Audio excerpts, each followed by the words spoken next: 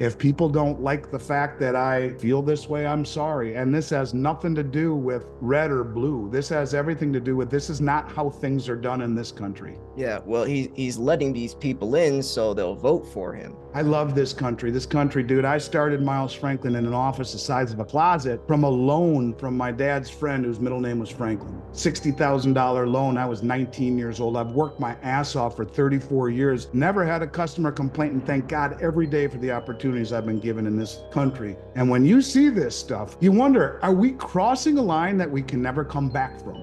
I'm glad you asked that question. I didn't mean to get so fired up, but it's getting to be ridiculous already. And with all the crap that's going on right now in this country, that's what they should focus on. And this Merrick Garland, this whole thing just stinks to high heaven, man. It truly, truly does. US NATO bomb Russia. Putin responds by threatening to attack European cities. The US has just given them permission, and I think they just did use American munitions to fire into Russia. I mean, we're out of our mind, and we're poking this dude. I'm about ready. I think I need a scotch, man. Or maybe a half a bottle because I need to simmer down. But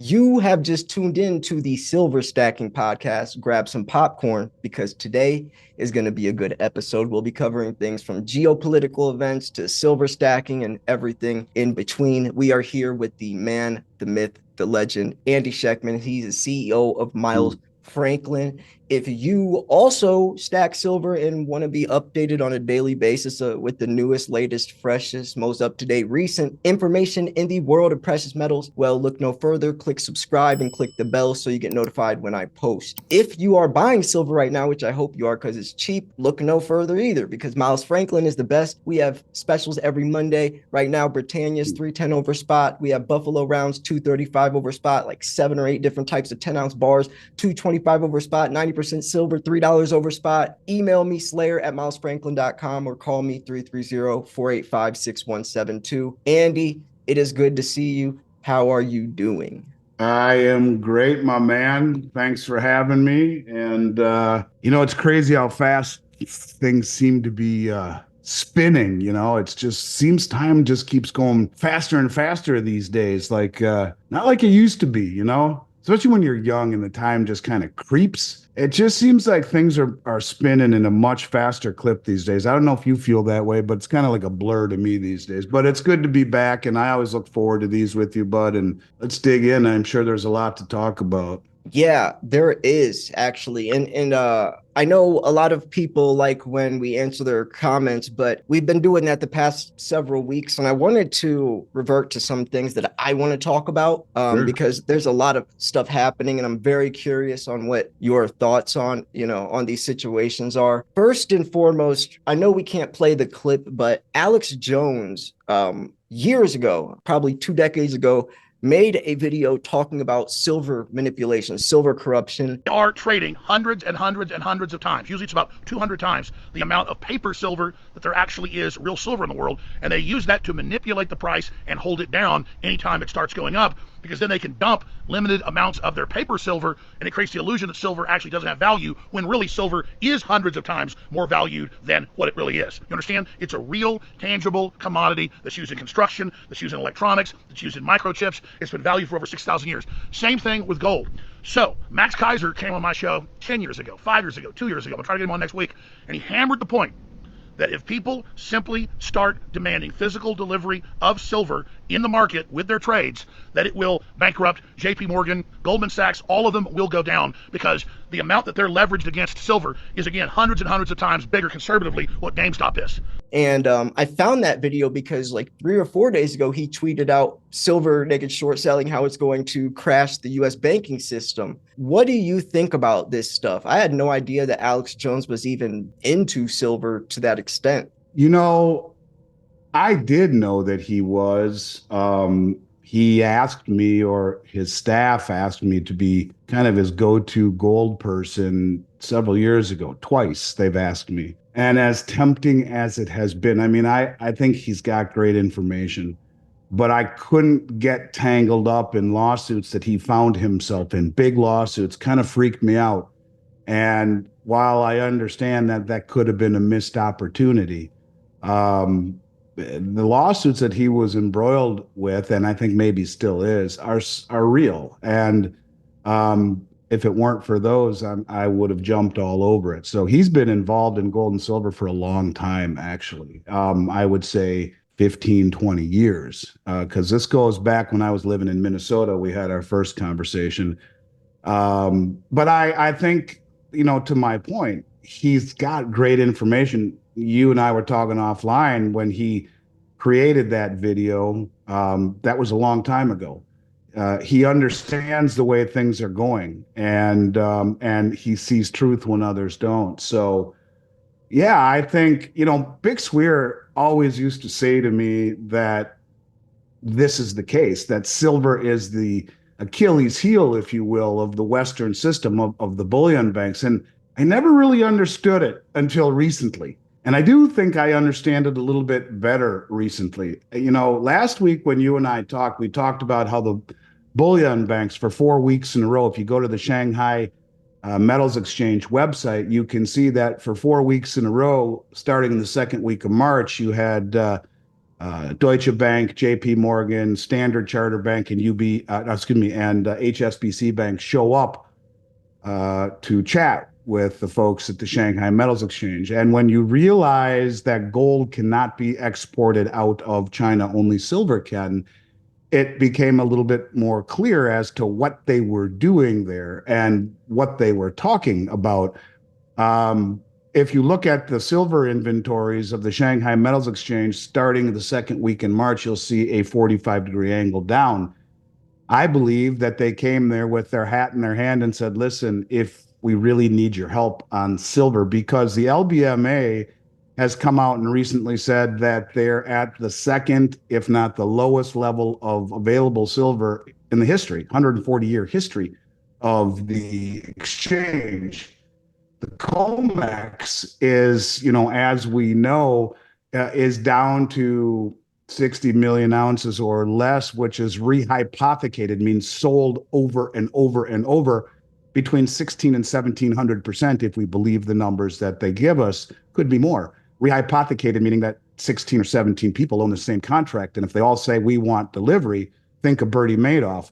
Bernie Madoff had a great thing going until everyone said, give me back my money. And then he had a problem. Well, that would be the same thing with the COMEX and the LBMA, even substantially more. As we talked about on the LBMA, they trade, what was the actual number? They trade 200, what did they do? They trade 292 million ounces of silver per day at the LBMA, right? They claim they only have 300 million ounces that do not belong to the ETFs. They have 800 million ounces supposedly of silver at the LBMA, of which 500 million plus belong to the ETFs. So they're encumbered, can't touch them. That leaves 300 million ounces. They're trading 292 million ounces on average a day. But they also admit that the numbers that they post are 10 times less than what they actually settle. Because if I were to trade 20 contracts, sell 20 contracts, and buy 10, the net result is 10. That's what they'll show. They won't show that I traded 30 contracts, just the net result. And so the numbers, according to the bullion banks and verified, validated by the LBMA, is about 10 times, which would mean they're trading over 2,900,000,000 ounces of silver per day, notionally. That's 3.5 times global mine supply in one day. And these are all what's called spot contracts that are promises to deliver, and on the other end, the folks who are buying it post a margin account and in theory could stand for delivery. Otherwise, it's a speculation. Let's just call it more of a speculation. But the bottom line is simply this, that when you look at how the hell are they trading, 3.5 times mine supply when they only have 300 million ounces there. They're trading 10 times that or more every single day. You are selling a lot of contracts or making a lot of obligations that are naked, that are backed by nothing. And the reason that they've had the ability to do this, man, is that when the LBMA, well, it's 140 years old, and the COMEX, I believe, was founded in 1974, I want to say, 73 or 74. But, back then, these countries like China and India, Russia, and these BRICS nations, these Southern Hemisphere nations, did not have the sophistication, the desire, the wealth, the coordination to stand for delivery. And so it was never an issue. Even as far back as, you know, 8, 9 years ago and before in my industry, virtually no one stood for delivery on COMEX. Less than 1% of the contracts issued stood for delivery. So that's not what it's about. When I hedge something, if I have 5,000 ounces of gold in my warehouse, I will sell 5,000 ounces on paper. Now, I do that to remain market neutral. And if it's the other way around, if I sell 5,000 ounces out of my warehouse, I will buy 5,000 ounces on paper to remain market neutral. I'm not going to stand for delivery on those contracts. I'm doing it to hedge my position. And so it's normally done to hedge a position, not to stand for delivery. The delivery mechanism is to provide authenticity to the exchange, to keep it in check. Evidently, that really has kind of not worked the way that it should, because what you have is a tremendous amount of naked shorting by these bullion banks, huge, huge amounts of naked shorting. Yeah, and to that point, India has imported so much silver. It's crazy. In fact, let's take a look at how much India has imported here just recently. Just recently, India has imported as much silver or more silver than they did. Let's see here. They bought in Q1 of 2024, they bought more silver than they did in all of 2023. They Yeah. bought 1.5 times the amount of gold they did in the first 4 months Yep. of The first month. 2024 Yep. than they did in all of 2023. So when you have a country like India that's imported close to 600 million ounces in the past 2.5 years, you're talking, so much silver that this is my point, where these countries now have the sophistication, the desire, the wealth, the coordination, and the understanding of what the West has been doing by controlling the market price. You can control the market price by issuing copious amounts of contracts that can mitigate the rise. And if you just create money out of thin air, like the Federal Reserve would do, and if they have some of these banks doing their dirty work for them, they can create money, have them do what they want, buy or sell, primarily sell short, to keep the price in check. And if you are rehypothecating the same bar of silver over and over and over and over and over and over and over again, then it gives you the ability to do that. Well, what's happening now is that you have a COMEX that's being bled dry, you have the LBMA that's being bled dry, and you have countries like India saying, give me my damn silver. And so I believe that when these banks went there, they went there to basically say, we need your help because we're in trouble. And I think, in essence, gold and silver markets are playing by a new set of rules. I believe that the gold and silver markets are being more controlled by the Chinese than by the Western bullion banks. And I think this flow of metal in general from the West to East is being massively underestimated, the consequence of it. And even though the Chinese, by all appearances, have helped out the Western bullion banks by allowing them to take this silver, and who knows how much they paid, because the premium in Shanghai right now is pretty damn close to $4 an ounce over the Western price, really close to it. In fact, it may be, I don't know if you ever check that out, but I try and look at it every day, and it's about $4 higher than in New York and in London. That's arbitrage. And all of the traders who have the ability to buy in the West and deliver in the East for a $4 premium, that's a significant arbitrage. There are people and businesses and traders, rather, that will do arbitrage for a whole hell of a lot less than, what is close to 15%. And so they are buying in the West, delivering in the East, making that VIG and running away. That silver's not going to come back. But it would appear to me that when you see the massive amount of leverage that has been created by these idiot bullion banks, that they're caught, that they don't have the amount of silver to come up with to make deliveries. So they went to the Shanghai Metals Exchange and said, please help us. And like I said last week, if indeed they did help, it wasn't out of benevolence. It was, well, what's the quid pro quo? And they aren't making it easier on them by keeping and raising this VIG, if you will, the spread between West and East, in that, it started out a few weeks ago or a month or two ago at $2 or $2.50 over, then 3, then 3.5, and now pretty damn close to 4.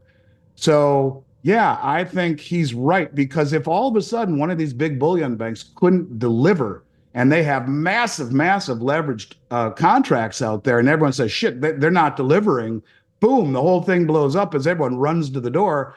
And it could really bring down some of these Western banks. As crazy as that sounds, when you have the massive, I mean, if just a week or so ago, the short position on Comex was maybe the largest it's ever been in silver. The open interest in the short position was extraordinarily large. So if indeed they drove down the price to try and get out of these short positions, to sucker the managed money into taking the other end, well, that's obviously what they would try to do. But the crazy thing about it is they drove it down below 30. And in years past, when you go below these round numbers, it doesn't come back. They step on it and crush it and beat the shit out of it. And here we are today. And what do we do today? We got silver up near 31 and a quarter, up a buck and a quarter. I mean, it's real. The price level is real. The strength and resiliency of this market is real, and it's got to be scaring the shit out of these short positions who will witness and have a religious experience when this starts to continue. I think continues to move because the only way you can manipulate a market over an extended period of time is to push it in the direction that it is going. And for the first time in my career, you have a coordinated and concerted effort to stand for delivery by these countries who I think realize that they've got the West between a rock and a hard place. And you can sell short all day long naked until people say we'll stand for delivery. It's just like Bernie Madoff. He can scam everyone until they say we need to redeem. And then all of a sudden, what do you do? Yeah. First, Alex Jones is a very polarizing figure, so I don't blame you for backing out of that. It's probably for the best. And yeah, it makes sense that he would be into silver. I mean, he's someone who definitely is aware of a lot of corruption and a lot of stuff happening behind the scenes that most people don't want to acknowledge. But yeah, the COMEX and LBMA, I was actually looking at some of the numbers. You're right. I think what's interesting is India is now the largest or the number one silver consumer. It's always been China, right? So something's definitely setting up with all these countries in the BRICS. There's a paragraph down here on that article, and this is very interesting because this shows for the futuristic perspective of what silver has to offer. It says industrial offtake for silver is expected to lead the growth in global demand this year with a 4% increase to a record 690 million ounces. That would build on the all-time high industrial demand in 2023. But then it says the growing use of silver in solar panel production in India reflects a broader trend globally. According to the Silver Institute, global photovoltaic installations significantly exceeded market expectations in 2023, and new capacity additions are forecast to reach another record high this year. Silver offtake will also benefit from a technological breakthrough bringing new, higher efficiency N-type solar cells into mass production. And these solar cells use even more silver than the older technology. According to a 2022 research paper by scientists at the University of New South Wales, solar manufacturers could consume over 20% of the current annual silver supply by 2027. And by 2050, it could use approximately 85 to 98% of the current global silver reserves. And Yeah, what Prime we Minister know, Modi last month announced a rooftop plan, he called it, to benefit 10 million households with solar panels. Free electricity, as he calls it. And so when you think about buying panels for 10 million households, well, starts to add up a little bit. You're right. And those new panels, Bixweir has been talking a lot about them. And I think he said it uses 40, 50, 60% more silver. They're more efficient and much better. And yeah, man, this is real. And let's, I know that we're going to talk a little bit about the article John Little posted recently about Saudi Arabia, but I give John a lot of credit for his work on the military industrial complex and their role in,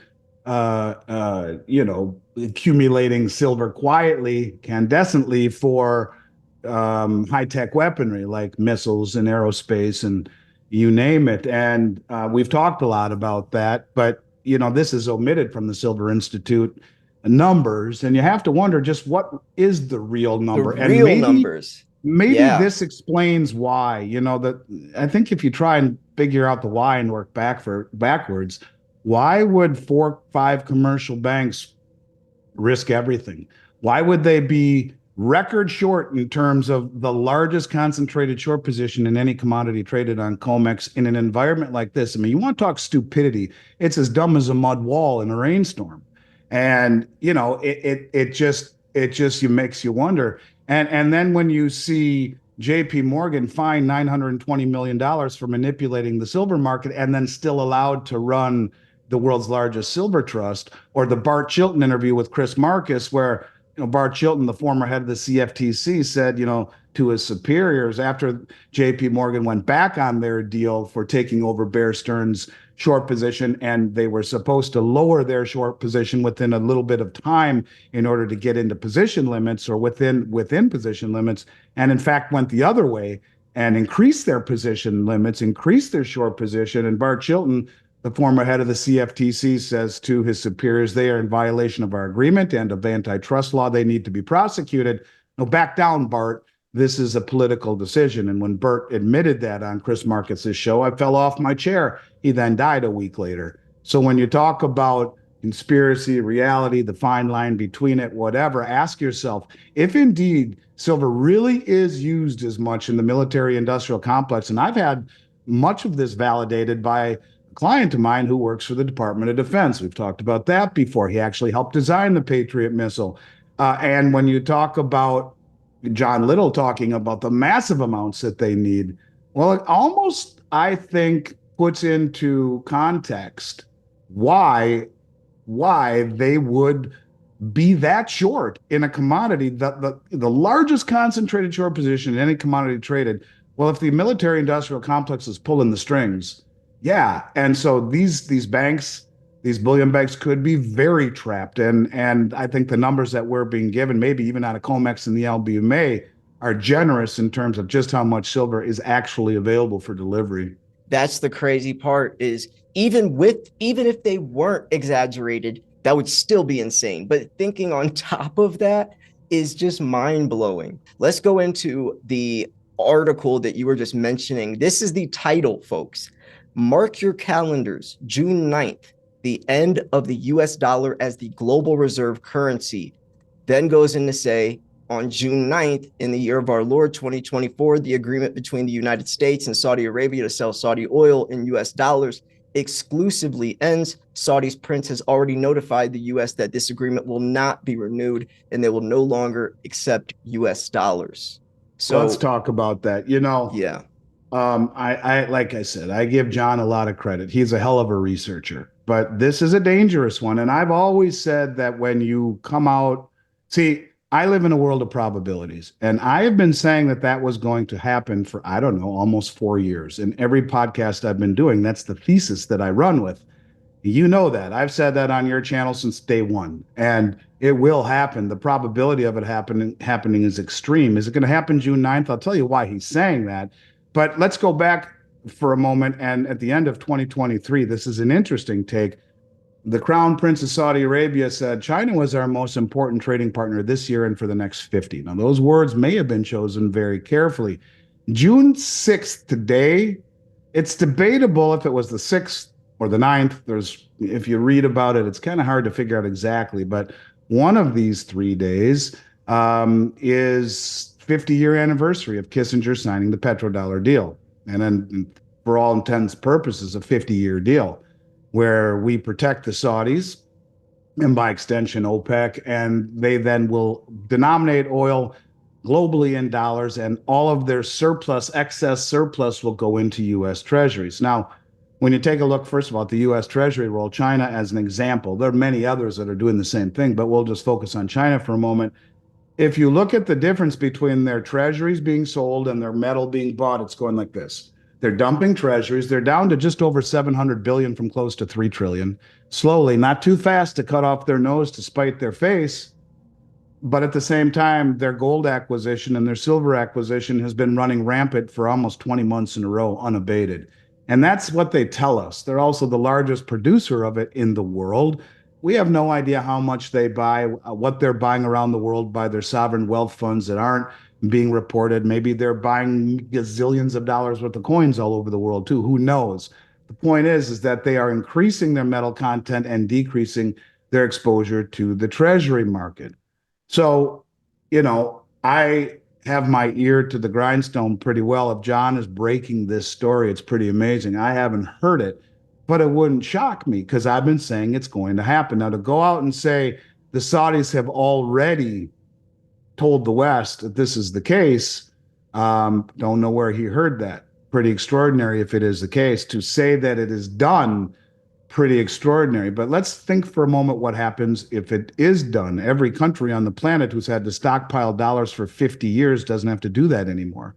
And the massive dumping of dollars would create hyperinflation or a massive surge in inflation, at least here. The byproduct of which is that interest rates have to rise to compensate for that inflationary loss of purchasing power. And what does that do to the banking system that's over leveraged and undercapitalized, to the insurance companies that are loaded with treasuries, and to the real estate market, the bond market, the stock market? It's bang. It's a horrible religious experience at that point, if indeed it does happen the way that he's saying. I will say there's one other thing that's worth mentioning, and this just happened yesterday. We talked a lot about the Project mbridge, which came out last year, which is a cross-border payment system that sidesteps SWIFT. It is a digital system that allows the cross-border settlement of digital currencies using not using SWIFT. Now, it's interesting because I have felt for the last year or so that gold and oil are being remonetized across the globe. I would make the statement that commodities such as gold, silver, and oil are, and others, copper and food and, like wheat and soybeans and corn, all this stuff, rare earths, they're becoming more valuable than currency. I do believe that. And that's the Zoltan Pozsar. We're in Bretton Woods 3, where Bretton Woods 1 when we took over for the pound sterling after World War II, Bretton Woods 2 loosely when we became the petrodollar in 74, and Bretton Woods 3, a new system where it's all about commodities, backing a system. And this is where the marriage between blockchain and commodities come in. And we've been told that by the Russian finance minister, Sergei Glaziev, that this is indeed what will happen at some point when they issue their common settlement currency for the BRICS. It will be pegged to a basket of commodities and a basket of currencies.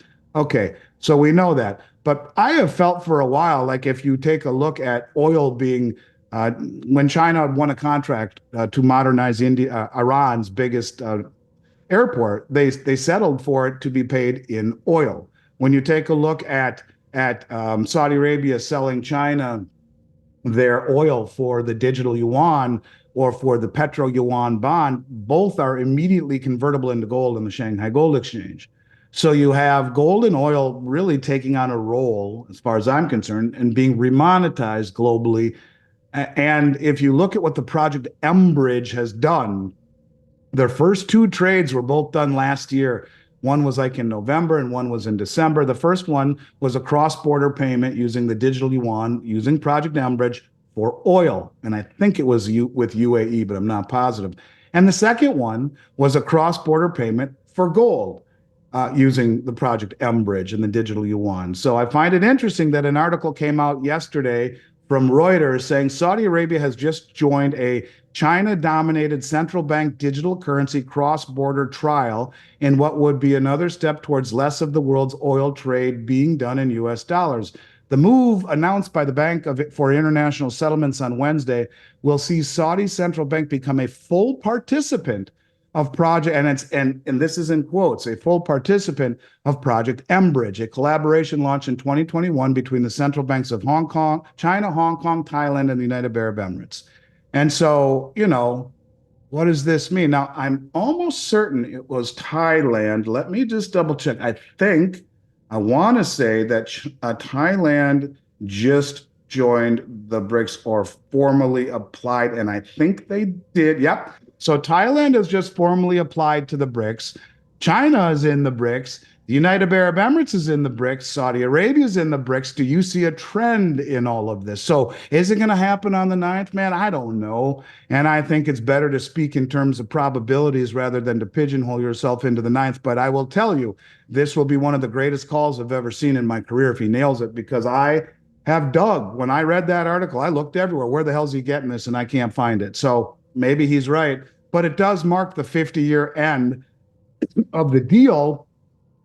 And when you put it in context with the mbridge and with the Crown Prince of Saudi Arabia's admission last year that China was our most important trading partner this year and for the next 50, were those words specifically chosen, or is he just speaking hypothetically? So, dude, as the Chinese curse goes, may you live in interesting times. And honest to God, I don't know that I've ever seen more interesting times where every single day something new is happening. And these are some big developments nonetheless.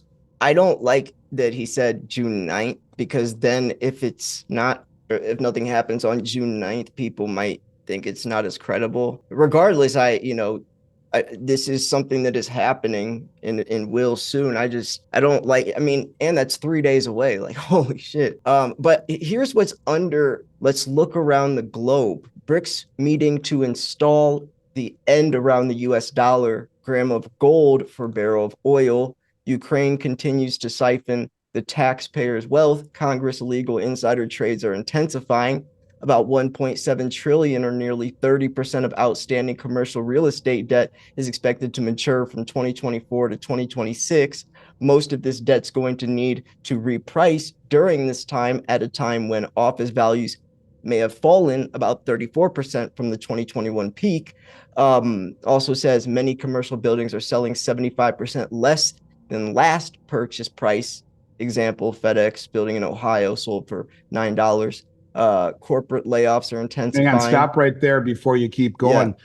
I've never seen anything like this in my life. The former One AT&T Center in St. Louis, I probably brought this up on your show, the third tallest building in St. Louis, 34 stories, I want to say, was sold for 205 or 6 million in 2006. Just sold for $3.7 million. Yes, you heard that right. $3.7 million for a 34-story tall office building, third tallest building in downtown St. Louis, just sold for 3.7 million. It was sold to a real estate investment trust in 2005 or 6 for 206 million. Consumer goods under lock and key at Walmart's, Targets, and throughout mainstream America. COVID war ravaged what is left of our family-owned businesses. Biden stuff. You guys can check this out. Silverindustry.substack. Then down here it shows India's silver imports 2023 total versus 2024 in 4 months, already beating it. But yeah, I want to go into a subject, but I know it's going to be pretty, I can't even say controversial because there's no one on the other side, but I was going to say what's happening with Trump and, the stuff that's all unfolded in the past couple of days. I know it can be pretty emotional and frustrating, but what's your take on all this, if you want to even go there? I mean, I think you take the politics out of it. I find it to be deplorable. I find it to be horrific. I think what made this country great was, amongst other things, what is Lady Liberty doing? She's blindfolded, holding the scales of justice. And I don't care what side of the aisle you're on. If you can actually sit and tell me that the current administration and the previous have been treated equally, I'd love to hear your arguments. The questioning of the authenticity of our justice system, the duality of it is a two-tiered system, is as damaging to the image of this country as anything. Now you add on to it the questioning of the legitimacy of the electoral process and of the immigration process. You're talking about cornerstones of what has made this country great. We welcome everyone here, but do it the right way. Come in legally, assimilate, because all of us here have come from somewhere else. At least our ancestors have, and people before us have. And I guess unless you're Native American, we all came from somewhere else. And so, but my wife emigrated here, her family from Russia when she was 2 years old. And they did it the right way. They had to live in Italy for a year and a half when they left Russia in order to wait for their papers to be accepted, for the process to work. And And the people across the street from me right here, they're both from Montreal, husband and wife. And we just threw a party for them a few weeks ago because they finally became Americans and they did it the right way. And they spent a long time doing it. So when you take a look at the undermining of the electoral system, the judicial system, and the immigration system, and that's just three of the things of the long list of things that are upside down in this country, and don't have to go into them. I've talked about them ad nauseum on every podcast I do. It's I think incredibly damaging to this country. To When you mix in the mismanagement of the world reserve currency, the weaponizing of the dollar, the stealing of the Russian funds and using them to buy munitions to give to the Ukraine. You've crossed so many lines that no one will ever trust us again in the Southern Hemisphere, ever. You are incentivizing the rise and the coalition of the BRICS. You are just forever sullying the name of this country when we are supposed to be the beacon of freedom and of liberty and of justice and welcome, what is it? Welcome your rich, you're poor, you're young, you're old, you're sick, whatever it is. It's been so long since I've heard that. And we do. But that doesn't mean now I'm hearing as many as 17 million people in here illegally. And we're a broke country, and the states largely are in big trouble financially. Who's going to pay for all of this? The food, the education, the housing, the schooling, the medical, and all of this stuff is not lost on the rest of the world. So when you ask me about President Trump, I find it to be deplorable. And let's just call it what it is. I would take policy over personality any frickin' day. And maybe he's a buffoon in the way that he speaks, but his policies are so far better than the current administration. And I'm not being partisan here. I'm just simply saying the policies that he had were so much better than the policies that this president has. It's not even funny. We have been invaded by 18 million people, and a standing army, a massive one, may be 500,000, right? If 3% of the people in this country want to mess with the United States, that's 500,000 people. 10%, you're talking 1.7 million people that want to screw with the United States. Think about that for a moment when you talk about safety. And when as improbable as that may be, you have a whole group of people in Dearborn, Michigan, chanting "Death to America." Now, ask yourself, what do you think about this? And the fact that even the way that Mar-a-Lago was raided, and it came out in the news that they had granted use of force if necessary, lethal force if necessary. Lethal force. They were going to go in there knowing he's protected by the Secret Service, and if they had to shoot, they would shoot to kill.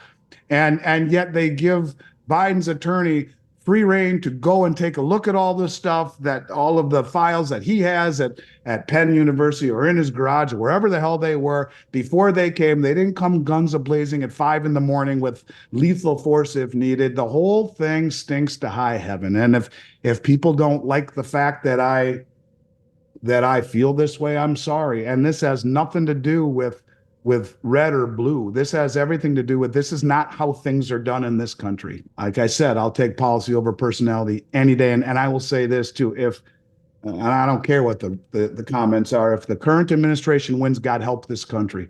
God help us if Biden wins. And,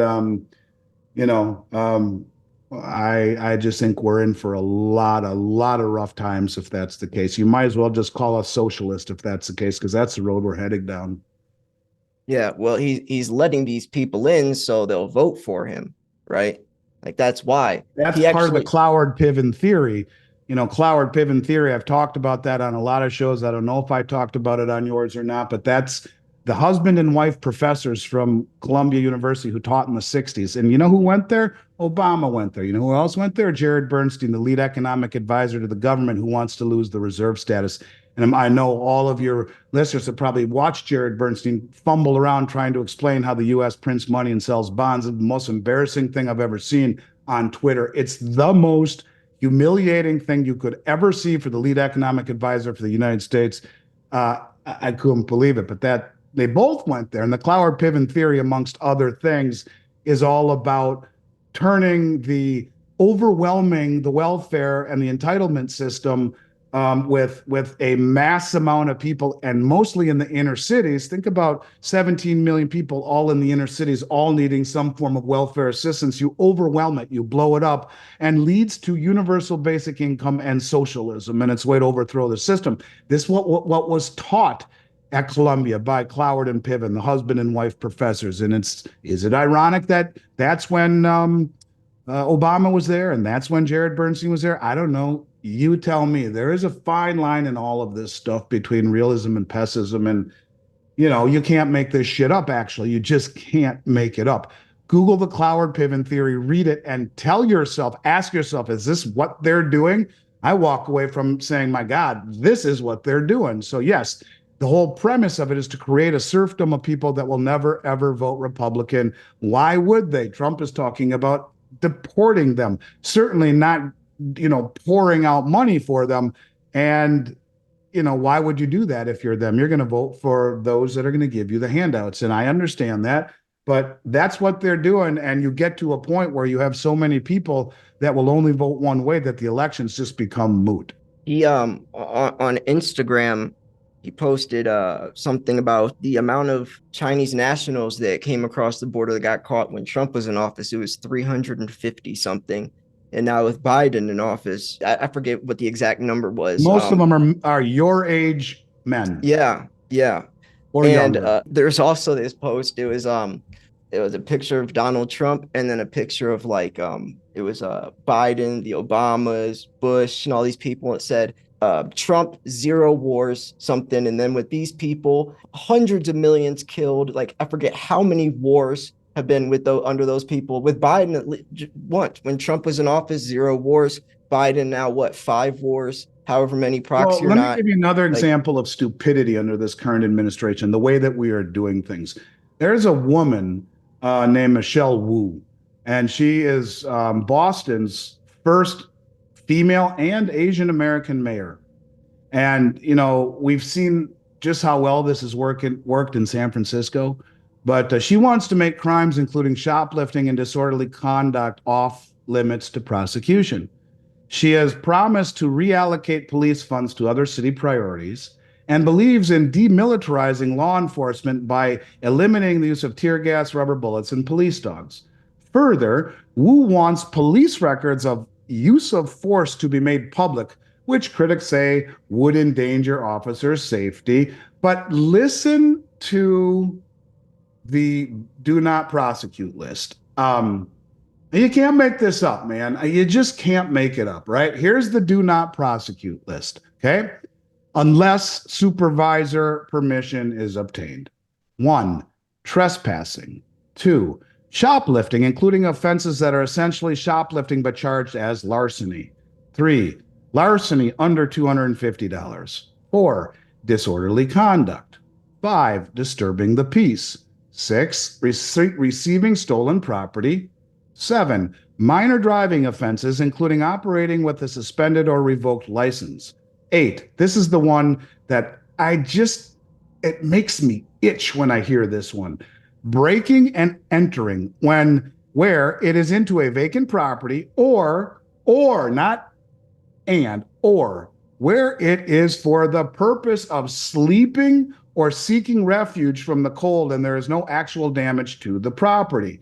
So if someone can just come into your home when you're not there because they're tired and you can't prosecute, wanton or malicious destruction of property, no prosecution there. Threats excluding domestic violence, minor in possession of alcohol, drug possession with intent to distribute, a standalone resisting arrest, a resisting arrest charge combined with only charges that all fall under the list of charges to decline to prosecute. So you could trespass, shoplift, have disorderly conduct and disturbing the peace, and have a bunch of drugs on you and resist arrest, and they're not going to prosecute you. I mean, you just can't make this shit up. And when you talk about what do I think? I think that the current administration has their head so far up their ass, it's not even funny. And if they win, God help us. And I do mean that. And I'm willing to take all the flack that people want to give me for saying that I am, because I've just had it. I've just had it with this idiocy thinking this is how you run a civilized society, let alone America, where we are a country of always was a country of laws and of justice, where you're presumed innocent before proven guilty. And all of these things where it's a privilege to be American, where you come here, we welcome you, but you do it the right way, where you don't beat up cops in broad daylight in Manhattan and then get released. I mean, you can go on and on and on. You can see I get triggered over this because I love this country. This country, dude. I started Miles Franklin in an office the size of the size of a closet from a loan from my dad's friend whose middle name was Franklin. $60,000 loan. I was 19 years old. I've worked my ass off for 34 years, never had a customer complaint, and thank God every day for the opportunities I've been given in this country. And when you see this stuff, you wonder, are we crossing a line that we can never come back from? Tell you one thing, if the Democrats win again, we will never come back from this. That's my personal opinion, and I'm okay to stand by it. But do know that I'm a patriot, and I love this country. And as far as Trump versus Biden, I will take policy over personality anytime.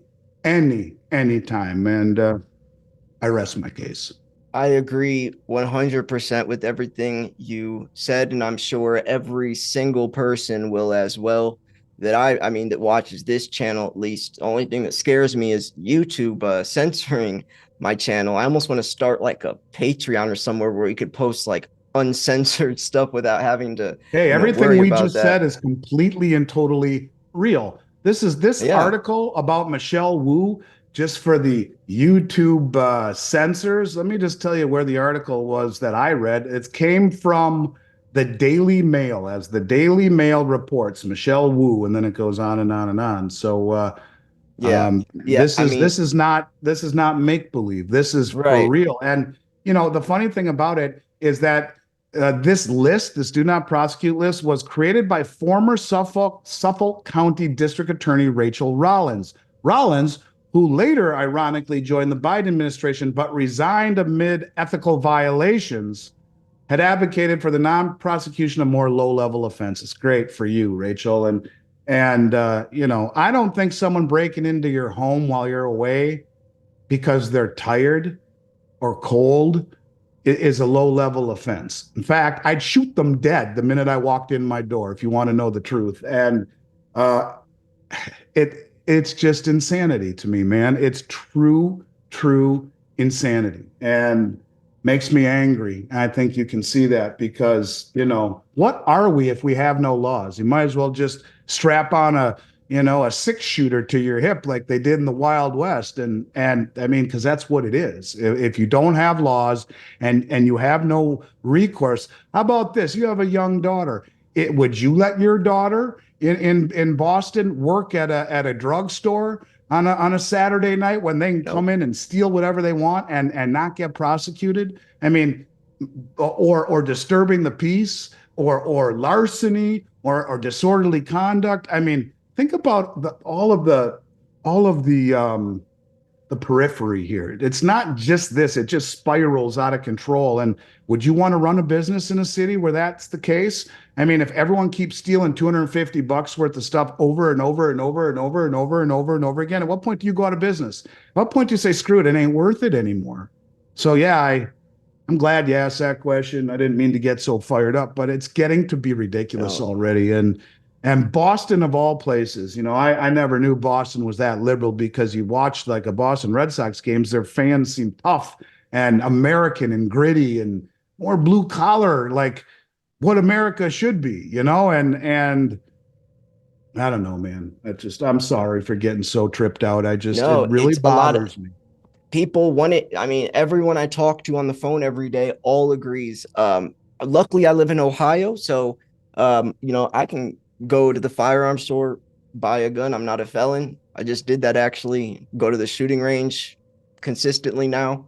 Never used to be like that, but nowadays I am. And yeah, it's just. I mean, I have a daughter. I have to. It's well, why you know I moved what? out. You know, the people died when the Titanic sank because it wouldn't sink. It was impossible, and they didn't have enough life rafts immediately accessible. People died. Lifeboats. Yeah. So when your window breaks at 4 a.m, what are you going to reach for? A 4-iron or you're gonna, and it's one of these things. You don't have a gun in order to want to use it. You have it in case you have no choice but to use it. And that's when you take your conceal and carry permit class. I've had one of those for years because of my position. They teach you. You're held to a higher standard. They teach you. The only time you pull out your gun is if you can prove in a court of law that you had no other chance to retreat and get out of the way. It is the last resort. You never pull it out and wave it around and say, I got a gun. No, you use it when you have no other chance but to save yours or someone else's life. And, we don't need to go down this road, but simply to say that it is a Second Amendment right. And if you'd use it responsibly and understand the ramifications of it, you're going to jail regardless if you are innocent or guilty. If you do that, if you kill someone that broke into your home, and you'll have your day in court, and probably be found innocent. But the thing of it is that when you are saying to people that it's an unoccupied house, well, how do the people breaking in know it's unoccupied? The lights were off. I didn't think there was anyone in there. Well, here in Florida, we have the castle law. Wouldn't be a smart idea. But I just think that when you have rules like this, which aren't even rules, you just are opening yourself up to so much in the way of chaos. And this is all under this current administration. And so the rule of law and the way that the rule of law is administered and interpreted has lost its damn mind under this current administration. So yeah, I think what had happened to President Trump is despicable and disgusting, and the way the judge didn't allow expert witnesses or wouldn't, just the whole thing. He couldn't speak about it, but yet you got this moron, his ex-attorney, who's a perjurer and a felon and the whole 9 yards, was in jail. He can do whatever he wants on TikTok. The whole thing just sucks.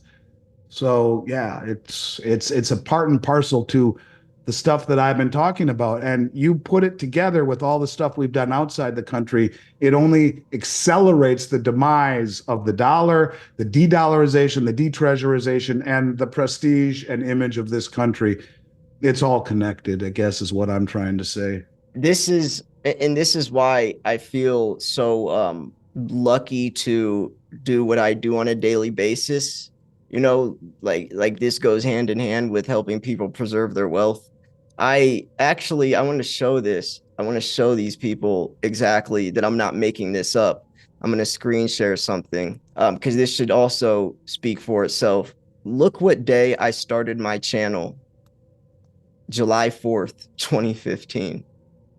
I started my channel on July 4th, and my motto is is helping people. It is frustrating, but that's why I like when you talk about it, because I feel like a lot of other people can relate, and in the way you word it and break it down, I feel like is helpful, because a lot of people, one, don't have the platform or anything, but you also, hearing it come from you, I've heard a lot of people say, my family comes from nothing, literally.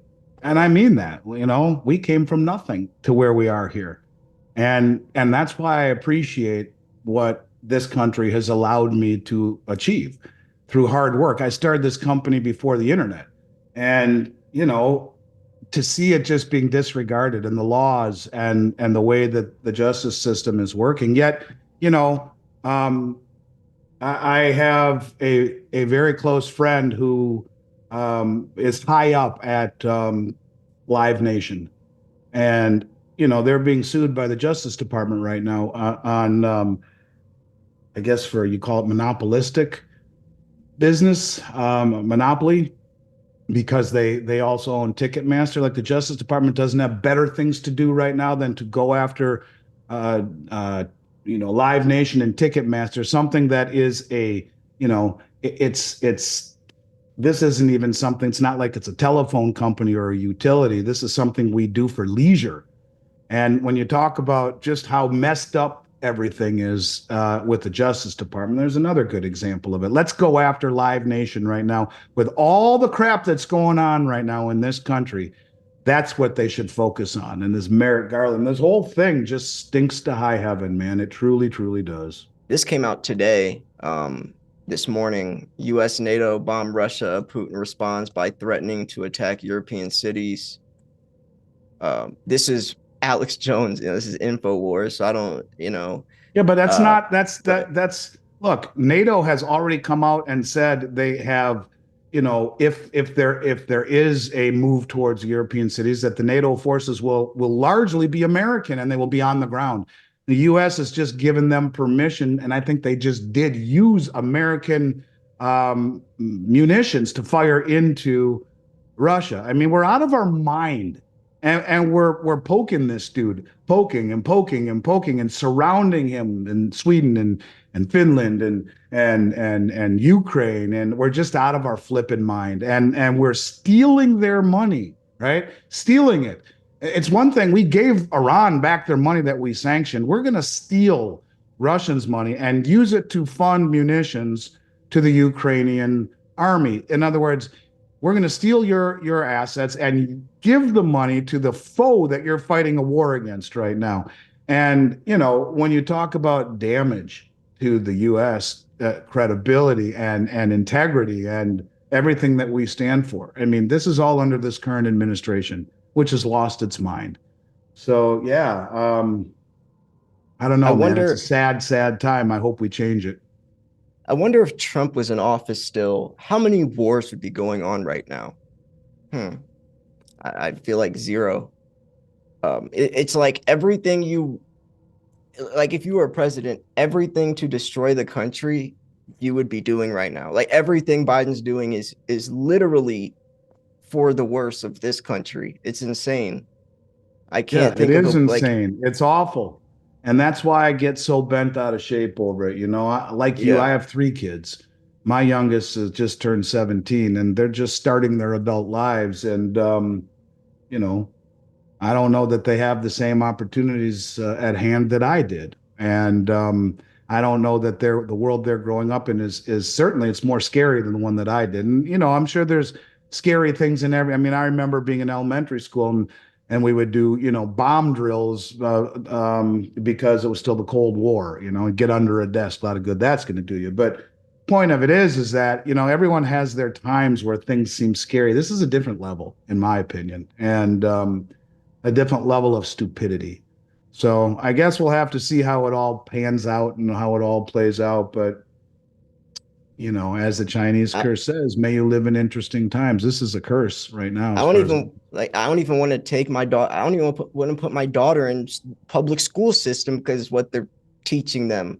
I don't know. I'm thinking about private school or something or homeschool like what year did you graduate high school? 2010. Were you still saying the Pledge of Allegiance back then when you were Yeah. like in elementary Yeah, in the school? morning. Yeah, in the mornings, every morning you say, Yeah, yeah. so they don't even do that anymore. And maybe it's because it says because you utter the word God. And like when my kids were even there, I just I don't need to go Yeah. down that path. I just Yeah. want to tell you that Yeah. it really bothers Yeah. me. It really Yeah. bothers me. I think I've made that point clear, but Yeah. it bothers me Yeah. because everything that made this country special, you could argue much of it is being undone with our policies. Yeah. And I don't think that would have been the case even remotely under President Trump. Yeah. All right. Yeah. Okay, we can switch subjects. Yeah, probably a good But idea. yeah, it was a good talk though. I feel like a lot of people will be, Yeah, it'll be will interesting to be, read the comments, but yeah. hey man, I'm a real guy and Yeah. I I say it like it is, and I have respect for the office of the presidency, no matter yeah. what. I just don't have much respect for the way that our politicians are leading us into some dark places. Yeah. So this is one of the questions that I had down, especially kind of just to, flip the page. What is like, let's say you have like a newer or even just like an average everyday silver stacker. Cause I know how someone would invest back in the day or buy, back in the day, the markets have changed even since I've started. What advice would you offer just like the everyday average silver stack? Like Pay what yourself are some first. tips? Pay yourself first. You want to work out and get big, you got to do it methodically and be regimented. You want to diet, you got to be methodical and regimented. You want to get off the wheel or get out of the rat race, you have to pay yourself first in a regimented, methodical way. I would buy things like Buffalo Rounds if I was really cost conscious, or any coins from the six major mints of the world. if I had the ability to do so. US, Canada, Austria, Australia, South Africa, United Kingdom. And if I'm going to buy bars, I would, try and do 10 ounce or kilo or 100 ounce. I wouldn't go any bigger than that personally. But I think utility is important. So if I had my choice, if cost was no issue, I'd buy American Eagles. They're expensive now, but any coins from the six major mints and or pre 1965 junk silver is a great place to go. Dimes, quarters, half dollars minted prior to 65. But be regimented. Pay yourself first. Add as often as you can and let the laws of compounding work for you rather than against you. And I tell the story how that was the only rule my dad said I had to follow when I was 19 in 1989 when we started this company. And I've been doing this for going on 35 years. I've never missed a 2 week period ever. That was my promise. I've honored it. He's been retired for a very, very long time, over 2 decades. Not going to fire me, but I've honored that promise. And when you look and see how the laws of compounding can work to your favor, it's extraordinary. You wake up one day and it's like, shit, I'm 53 years old. Where'd that come from? Because I don't feel that way in my brain, but it's true. And when you can look back at 24 years of every 2 weeks doing something, it becomes very significant. Whether it's 24 years or 6 months, it adds up. Just keep being methodical in paying yourself first. I always ask someone that's starting or they never bought, like, where do you see the world in 5, 10, 15 years? Because how they answer that question will heavily determine what path. I mean, some people will be buying semi-numismatic coins. They will pay the higher premium because they think in 5, 10 years they'll be able to flip it and they'll be okay. And or some people will start with something that they don't understand, like Morgans. I always say buy as much as you can for as cheap as possible. Then after a couple of years or whatever, after you learn the markets, then you can branch off to some riskier stuff that is detached from spot price. But I wouldn't start there. You got to, learn how to crawl before you walk. And I also see a lot of people doing that with slab coins as well. I know I got some behind me. I think we talked about this the other day. That's one thing. And I ask people to think about how they'll be able to sell that coin before they even buy it. Like how that saved me from a lot of bad purchases, thinking ahead, but those are the most common ones that I've seen and some mistakes I've made personally. Dude, it's a federally non-regulated industry, and that's why I left my corporation in Minneapolis, which is the only state that Minnesota regulates what is federally non-regulated industry. There are a lot of people out there that will screw you and will tell you to do the wrong things. Now, not the main online companies. Most of them are all very good. JM, SD, Money Metals, SatMex, they're all solid, all of them. Not a word negative to say about any of them. Yeah. But there are a lot of other ones out there that don't treat you that way. You want to make it simple, keep it simple. Eagles, Maples, Krugerrands, Britannias, Kangaroos, Philharmonics. Keep it simple and you won't have problems. That's Pepsi, Coke, Sprite, 7-Up, A&W. You may not like the taste of one over the other, but in the end, they all drink the same thing here. Keep it simple. Buy coins from the 6 major mints of the world. If you want rounds, buy the 1 ounce Buffalo rounds or whatnot. Pre-65 US constitutional coins and or small bars if you have to. What will the world look like in 5, 10 years? I can see a lot of things somewhat clearly, like the coalition of the BRICS, which I've been talking about for 4 years before anyone did. And I saw it clearly. I can't tell you what the world's going to look like in 5, 10 years. It's so muddled to me. Maybe ask me that after November and I might have a better idea. Yeah. But I used to never think, even in the recesses of my mind, could it be that the elections are fixed and not real? Now, I'm not saying they are, but I'm beginning to wonder, is it? Could it be? I've seen things already this year that I can't even imagine that I would ever see. And ask me in November that question and I'll tell you. I think if the current administration is put back into office, it's going to be look, either way, you're going to have half the country pissed off. And Dr. Phil was just online saying, we got to stop this stuff. We're going to destroy the country for the respect and the good of the country. Stop it and become more united. And that's the thing. We're not a united country anymore. And we need to be united. We're divided. And we're letting all of these people in here illegally. We have no idea what their intentions are, no idea what their aspirations are. How are they going to assimilate? Many don't speak our language. They have no idea the customs. I mean, where are we? Yeah. Who are we? And when people came into this country legally over the years, they did so with the intention and aspiration to contribute and to assimilate and to have a better life. And maybe a lot of these people do. Maybe some don't. Where, like I said, if it's 17 million and it's 1/10 of 1%, 1/10 of 1% is 1,700 people. Okay, 1%, 17,000 people. 10%, excuse me, 1%, 170,000. 10%, 1.7 million. So, keep going up and up and up, and who knows? So that I just don't know. I can't tell because so many things have happened. You have to ask yourself, where are we? What's going to happen? I think a lot will be determined.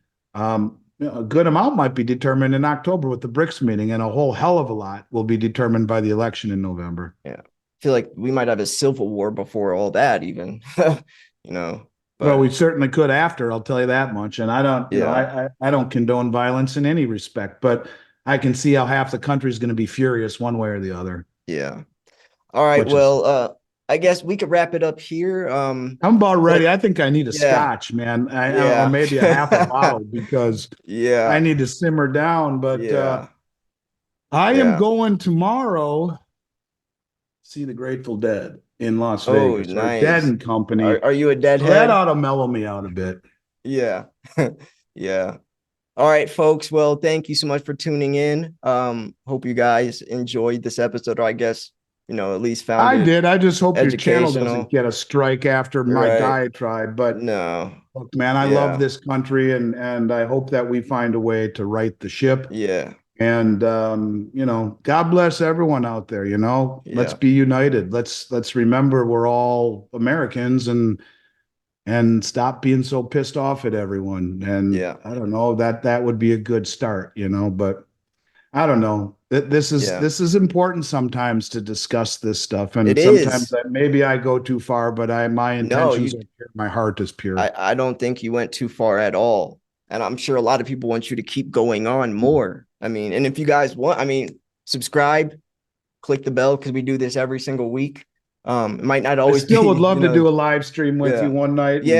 Maybe an extra long one and talk for a few hours. Let people hop on. That would be a nice way to talk to people. So if that's ever an option, you count me in. Yeah. Okay. Sounds good. Definitely. All right, brother. Folks. You stay well, man. I'll look forward to picking up where we left off next week. Yeah. Yep. Thank you guys for tuning in. Before that. All right. Peace.